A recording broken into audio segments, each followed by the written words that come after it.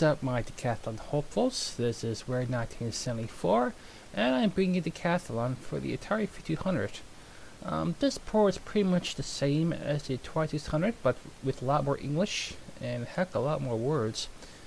And knowing that you can pretty much your, well, show on the screen there, your initials, which doesn't really matter because nothing will be saved anyway. And you can play two players at the same time, as you notice there, like the Atari 2600 version, you can only play one player at a time, whereas this version, you can have like two hopefuls there. And at the moment, we're playing the 100 meter dash.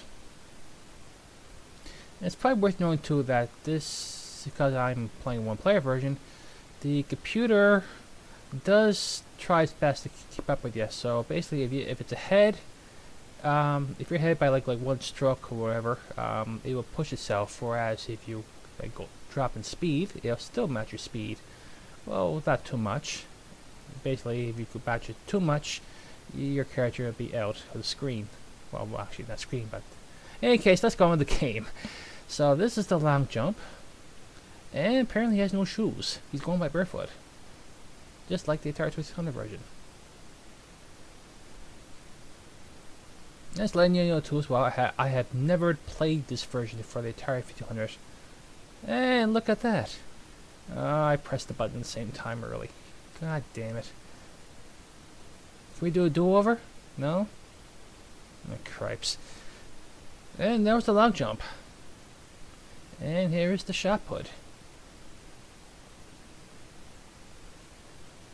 And this feels like a... I actually feel like I'm in a shot put course. With the little dots on the field there. And there's actually an audience in this game, whereas the Atari 2600 version, there's only like a few of them. But it's pretty much the same as the 2600 version, as tutorials-wise. But it's a little bit more difficult to go back and forth on the joystick.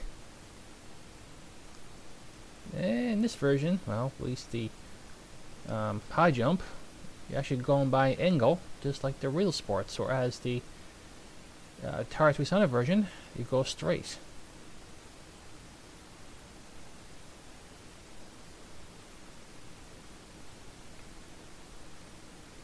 And if you don't know about the high jump, you got 3 chances to clear the pole. And if you do clear the ball, let's say on your second or third chance, it resets itself, but the pole will go higher. And it's a little difficult for me because I'm using the Logitech joystick. It's hard to go back and forth on the joystick, or let's say gamepad. And 2, I barely covered that. I don't think I can make it by 2. Yeah, I pretty much broke my back there.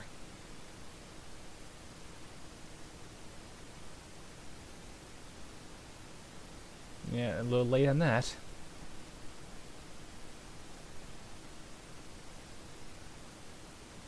Ah, great. The gamepad is unresponsive. Let's give me a moment here while I adjust the gamepad. Put it in, put it out, blah blah blah, and all that stuff.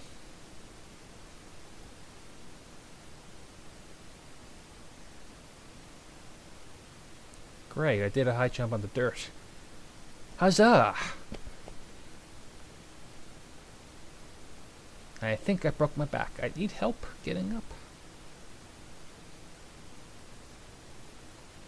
Ah, this could be fun on the fingers here. Yeah, I mentioned before about the computer getting good lead. Well, here it is.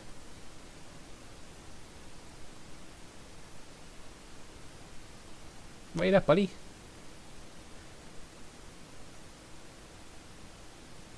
This is all for a Kit Kat bar.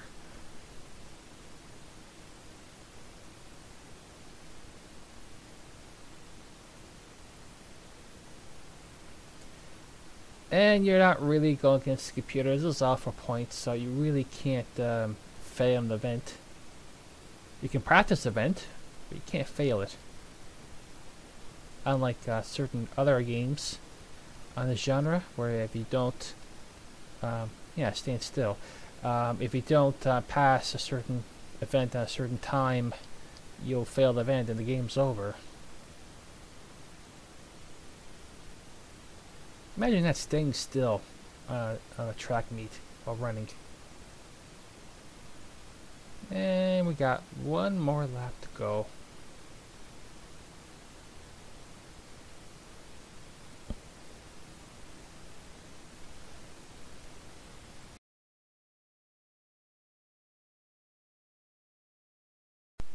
And we got the 100-meter hurdles. Now this has been difficult for me. Not only I have to go up, left and right on the joystick, but I have to turn the gamepad such a way to be able to press the button on the right time. No, not so much for that. And he bet me. And I got 363 points on that. Quite honestly, I didn't know this version came out for the Atari 5200.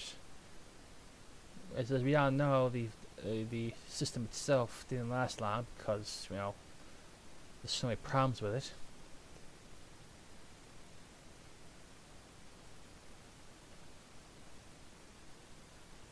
And it just didn't really cut on. People were pretty much stuck in the 2600 version because there's so many games. And I don't think not a lot of people can shell another $250 on a system. I think that's how much it was back then. And no, when I got mine for Christmas, and back then the Atari 2600 version was expensive as hell. But in any case, my favorite event, the pole vault. And I suck at it. And I hurt my knee.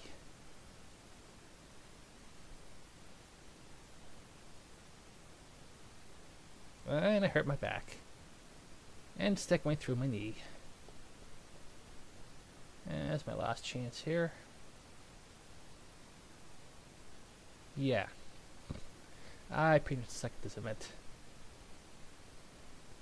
And I got 0. So I probably won't be getting calls from the Decathalon committee about doing this event. And here's a javelin. And you run as you can, and you shoot the blue stick. And this event's, when I look at it, it's pretty much the same as the shot put, at least the Terran wise. Got the little white dots there. It's always nice to have. And I'm surprised the people in the stands are still here after I failed the pole vault miserably. Huzzah!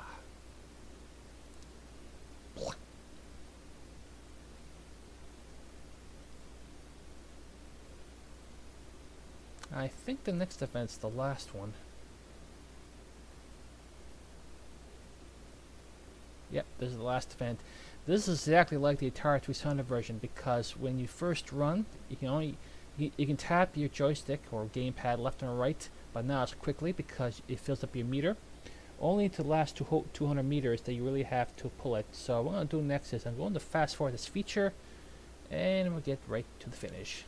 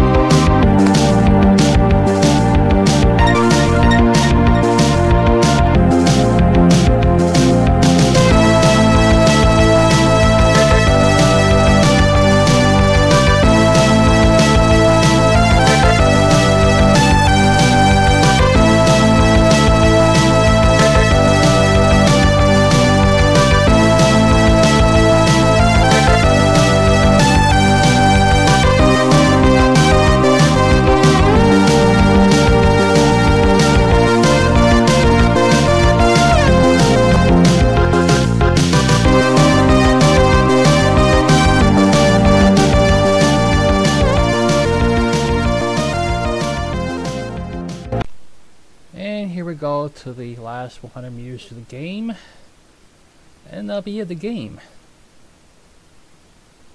So basically it's just a clone of the Atari 2600. It's not really much different than than its cousin. Just some graphics, sounds the same, the music is the same, everything's pretty much the same. And there is my point total, and we still get the same music genre everybody loves. Not me. And a lot more words, and everything's designed by David Crane. What a guy. Without him, we wouldn't have games like this and Pitfall and a few others.